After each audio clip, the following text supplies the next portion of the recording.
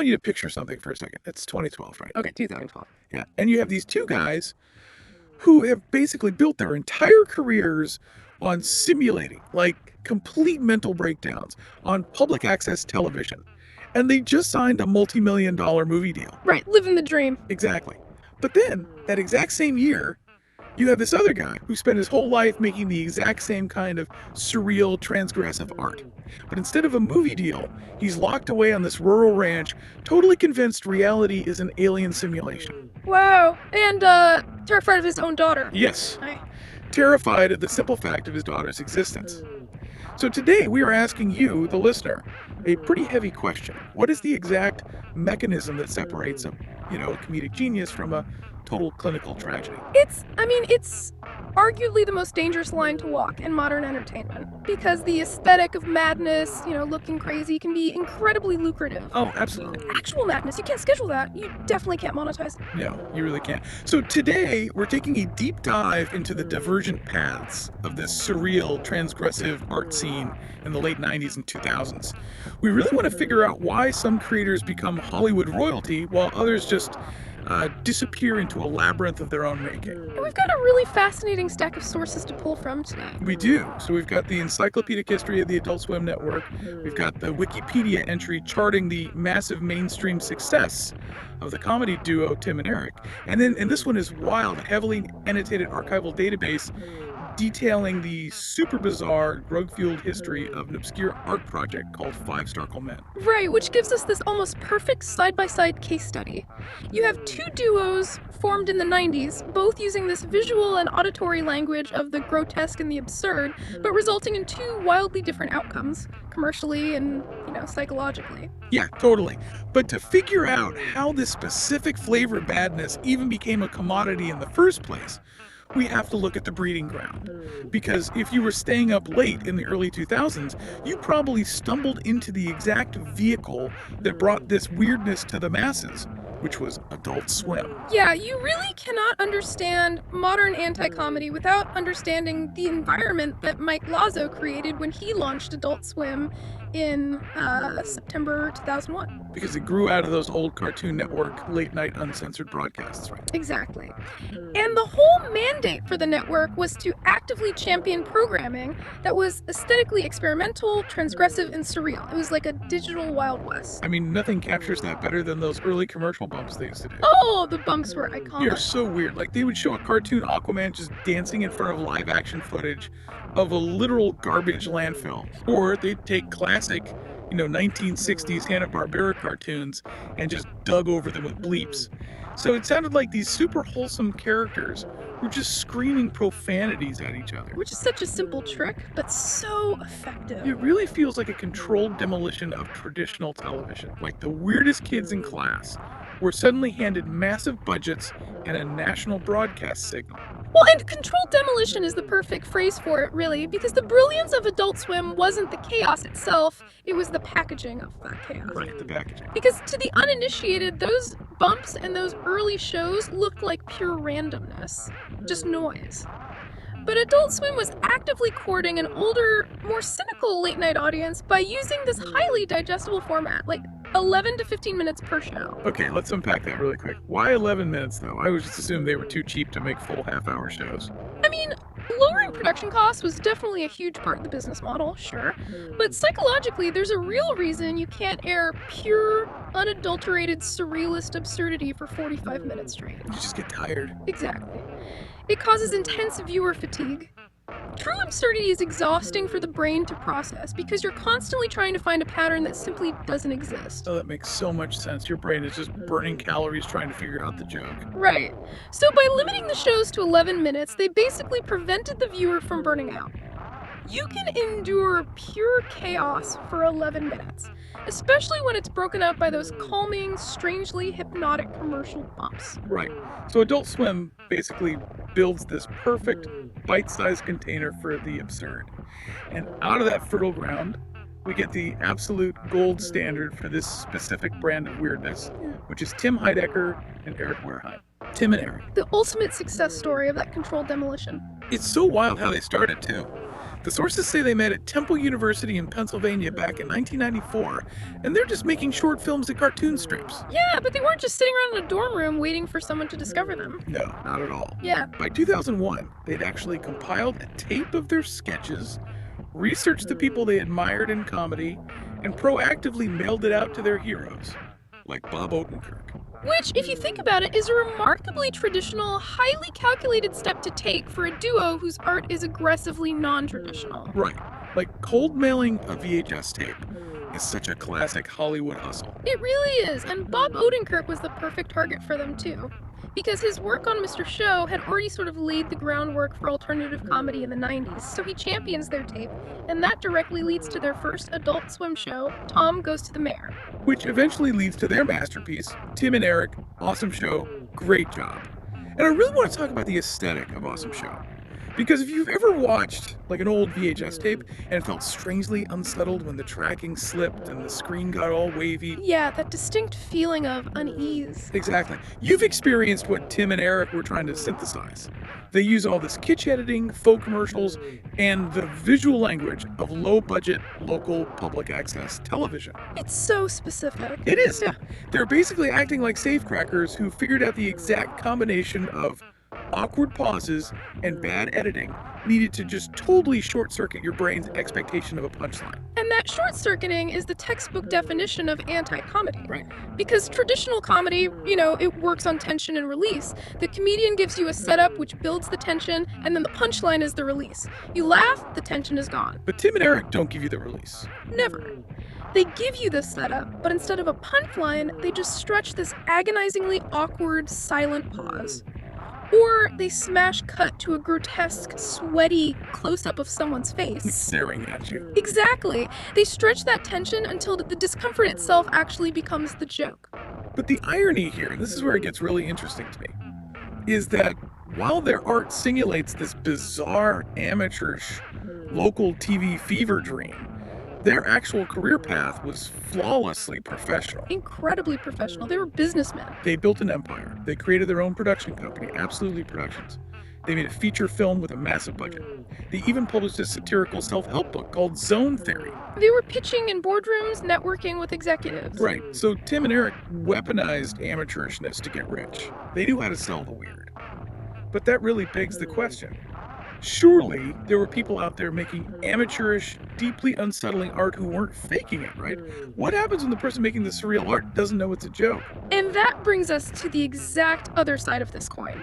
The archival database of 5 Starcle men. Oh man, this database is a trip. It really is, because while Tim and Eric were networking in college and studying film structure, you have Luke McGowan and Glen Hobbs forming a duo over in rural California, taking a path that is just far too unhinged for any television network to ever touch. Yeah, so according to the sources, Luke and Glen meet and act in California. And at first it sounds incredibly mundane. Just normal kid stuff. Yeah, they're bonding over BMX bikes, they're making paper airplanes, they're playing the Nintendo game Blaster Master, just 2 kids in the suburbs. But then, by the summer of 1992, they reconnect in Lancaster, California, and things take a severe left turn. A very dark turn, yeah. They start experimenting heavily with LSD and Robitussin, specifically the DXM and the cough syrup. Right, and that pharmacological element is absolutely vital to understanding what happens next. Okay, before we go any further, can you give me like an ELI 5 on DXM? Okay. Because I think most people hear Robitussin and they just picture someone trying to get over a chest cold. Sure. Like, how does drinking cough syrup lead to creating an entire surrealist alien mythology? It's a great question. So DXM, or dextromethorphan, when taken at very high recreational doses, acts as a dissociative anesthetic in the brain. It functions as an NMDA receptor antagonist. Okay, what does that mean in plain English? Basically, if you look at classic psychedelics like LSD, those heavily stimulate the brain to create novel connections. You see hallucinations, you feel connected to the universe. Right, colors, breathing, that kind of thing. Exactly. But a dissociative like DXM essentially cuts the cord between your conscious mind and your body's sensory input. So you aren't just seeing walls breathe. You're feeling entirely detached from physical reality itself. Exactly. People who take heavy doses of dissociatives often describe feeling like they're floating above their own bodies or that the physical world is just a mechanical simulation. Oh, wow. So when you combine that profound sense of physical detachment from the DXM with the hyperconnective, pattern-seeking state of LSD, you get a deeply altered, often incredibly paranoid perception of reality. And it's under the influence of these heavy drugs that Luke and Glenn form Five Starkle Men.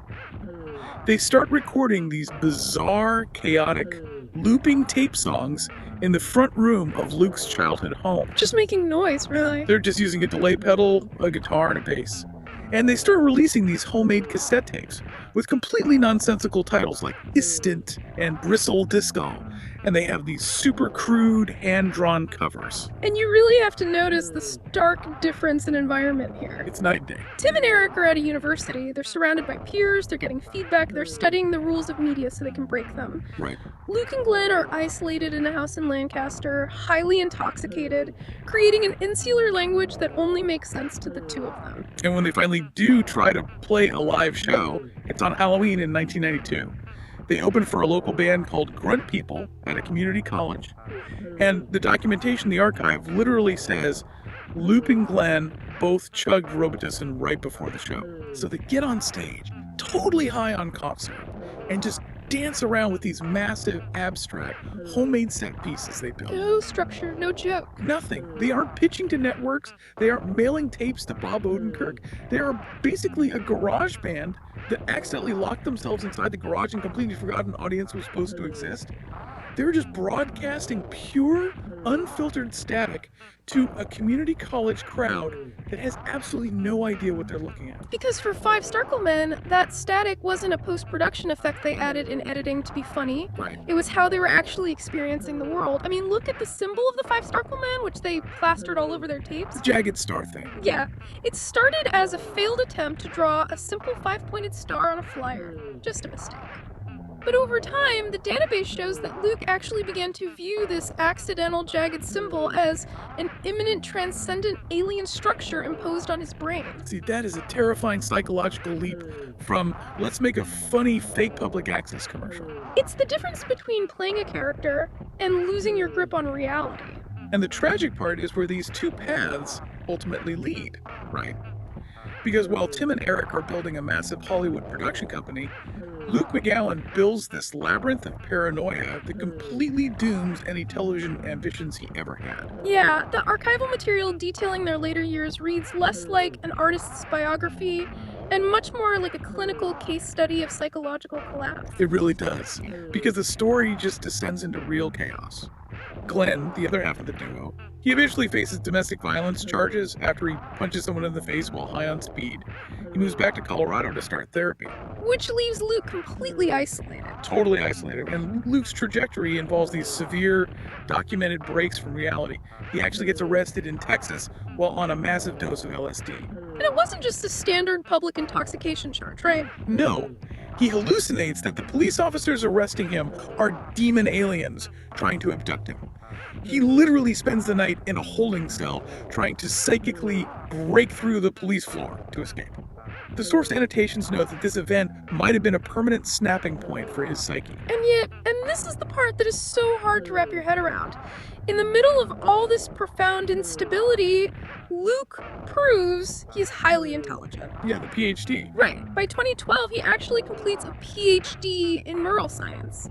The database lists his study areas, which were evolutionary developmental neurobiology, consciousness studies, and predictive processing.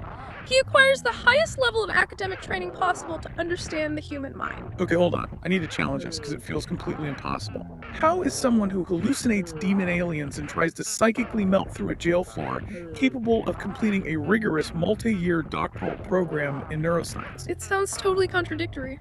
Those two things seem entirely mutually exclusive to me.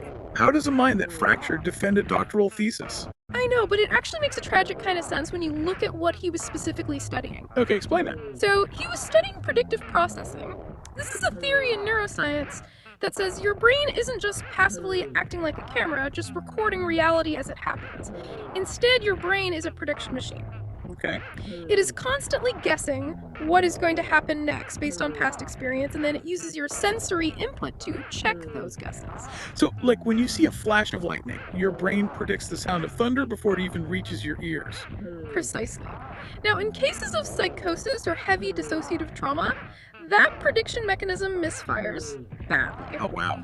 The brain starts making wild, incorrect predictions like, that police officer is actually a demon alien, and then, and this is the scary part, it forces the sensory input to fit that delusion, completely ignoring all evidence to the contrary. That is horrifying.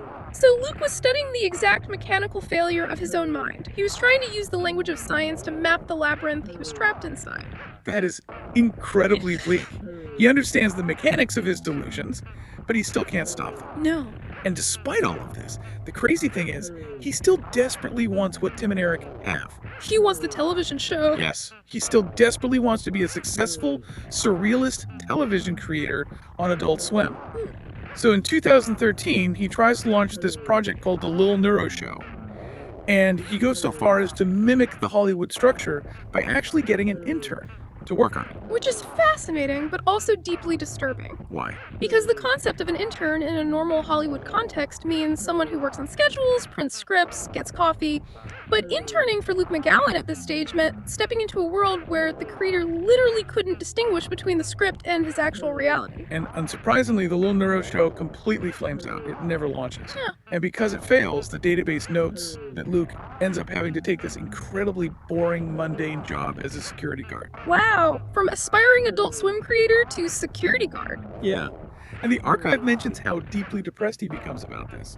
He's working this mind-numbing security job, completely consumed by the fact that his show failed, while he has to watch guys like Tim and Eric get handed the keys to the kingdom. That resentment must have been crushing. It was. He's watching them get multi-million-dollar budgets to make public access nightmare comedy while his own project fails because network executives look at it and just see a giant cry for help. And when you look at the creative output he was generating during this time, it is glaringly obvious why Adult Swim would never touch it. Oh, for sure. The source material gives us excerpts from this zine he wrote called Little Dementia Boy. And it is an incredibly tough read. Yeah, it completely strips away any illusion of comedy. It's just an artifact of deep, deep alienation. So the story of the Little Dementia Boy is about this kid who gets rebuilt by the government, the National Aeronautics Society, using electrocybergenics and tinfoil, supposedly to make him heat resistant. His eye sockets are digital, he has solar-powered geodes in his back pocket, and the plot, if you can even call it a plot, involves this kid getting kicked out of preschool for melting down a fence and blowing up a car by running over a handball with his laser eyes. It's pure chaos. It is. And afterwards, the kid is taken back to a lab to have a forced disable laser vision procedure. See, if Tim and Eric pitched a story about a cyborg boy with laser eyes blowing up a preschool, it would be framed as a spoof of 1980s action cartoons. Right, the editing would give you a wink. It would tell you it's a joke. Exactly. But Luke's writing lacks that framing entirely. It reads as a manifestation of profound bodily paranoia, the obsession with cybergenics, with tinfoil, with involuntary laboratory procedures. It points directly to a mind that is terrified of being controlled or manipulated by outside forces. You can physically feel the distress on the page. It's not funny, it's just sad. Which brings us to the core mechanism separating the genius from the tragedy here. Right, if we connect this to the bigger picture, it's the difference between translation and manifestation. What do you mean by that? Well, Tim and Eric are master translators. They look at the weird, dark, uncomfortable aspects of human interaction, and they translate it into an 11-minute product that perfectly fits a commercial broadcasting model. They know the limits. Exactly. They know exactly how far to push the audience without actually alienating the network executives signing the checks. They built a weird sandbox that they could step into, play around, simulate a complete mental breakdown for the camera, and then safely step out of at the end of the day. Right, they yell cut, they wipe off the weird clown makeup, and they go to a pitch meeting with an Excel spreadsheet. Exactly. Whereas Luke McGowan's work, plagued by actual delusion and psychosis, was completely untranslatable. It wasn't a product, it was a symptom. Yeah. The database mentions that by 2015, Luke fully believed all reality was an influence cocktail. It's just a total retreat from the shared world. And he eventually retreats entirely to this rural property he calls the Starcle Ranch. He starts referring to himself in his writing as a paranoiac and a Starcle fascist. And the source explicitly notes that he struggles with this dark, conspiratorial, and really abusive relationship with the simple fact of his own daughter's existence. He refuses to sanction the parts of her that look like anyone's existence other than his own. Yeah. He isn't playing a character anymore, there's no camera to turn off, he's just trapped in the labyrinth. And it is a profound tragedy, especially when contrasted with the massive commercial success of curated surrealism happening at the exact same time on networks like Adult Swim. Right.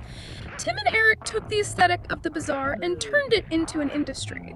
Luke McGowan lived the bizarre and was completely consumed by it. Because network television, even the most avant-garde late-night corner of it, they want transgressive comedy. They do not want actual psychological collapse. No, they don't. And, looking at all this really makes you rethink the media you consume on a daily basis. Oh, absolutely. Like, if you're listening to this, you might be wondering why you should care about the obscure, tragic history of Five Starcle Men, or how Tim and Eric structured their production company. And you should care, because every single time you scroll through TikTok, or you fall down a bizarre YouTube rabbit hole, or you stream a surreal late-night comedy show, you are consuming curated weirdness. You are watching someone who has studied the abyss, perhaps even dipped a toe into it, but who ultimately knows how to swim back to shore and monetize the water. That's a great way to put it. Monetize the water. It's incredibly important to recognize the difference between an artist playing a chaotic character for a laugh and someone who is genuinely lost in the dark. Because true outsider art is fascinating, but it's dangerous. Yeah. The real unfiltered stuff, like Five Starcle Men, it's raw. And it's honest in a way that corporate television can never be. But it rarely comes with a Hollywood paycheck. The creators who succeed, the ones who get the shows and build the empires, are the ones who can look into that void, take a few clever notes, and safely return to pitch it in a boardroom. The tension between the pure expression of the subconscious and the craft of communication. That is what dictates who gets remembered as an icon and who gets forgotten in the archives. Completely. Okay. Which leaves us with a provocative thought to end on today. I want you to think about your absolute favorite piece of unhinged or crazy media, whatever it is that you love, because it just feels so unbelievably out there and weird. We all have one. We do. Is the true artistic genius found in the raw, unedited madness that never sees the light of day? The stuff locked away on a cassette tape in Lancaster, California? Or is the real genius the ability to tame that madness just enough to put it on the screen, knowing exactly how to make you laugh without making you look away? Yeah. Just something to think about the next time you tune in late at night and you see that fine, jagged line between the comedic genius on the screen and the chaotic outsider left behind in the dark.